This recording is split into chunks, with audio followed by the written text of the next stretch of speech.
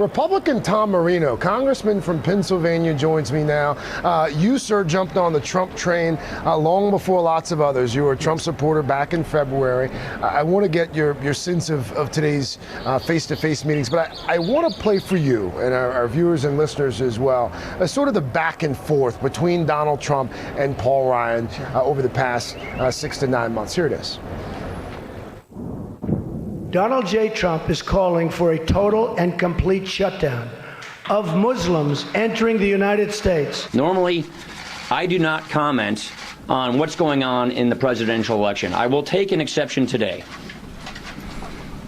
This is not conservatism. Okay, I mean, I'm just talking about David Duke and the Ku Klux Klan here, but... I don't know, honestly, I don't know David Duke. If a person wants to be the nominee of the Republican Party, there can be no evasion and no games. Paul Ryan, I don't know him well, but I'm sure I'm going to get along great with him. And if I don't, he's going to have to pay a big price.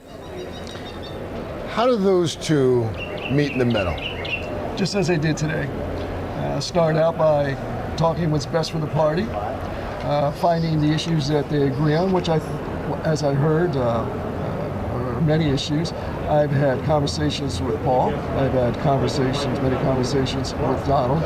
And where do they agree then? They agree that Paul agrees that with Donald's issues have been listening to the voters, more voters than ever before for Republican primary, on border security and trade. Paul's issue is pro-life and Article 1.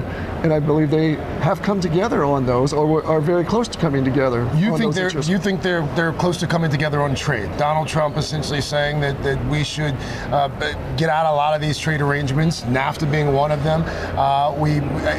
We know that Speaker Ryan he's a free market Republican of the Jack Kemp model. Donald Trump, not so much. The Muslim ban. Okay, let me talk to you about the trade first. I'm all for trade. I'm all for fair trade, not just free trade. And the U.S. has been at the short end of the stick for a long time. The manipulations of currency, and Donald Trump, he's a negotiator. So I don't think there's anybody better to handle that with the assistance of Paul Ryan. As far as the so you think Trump brings Ryan around on trade?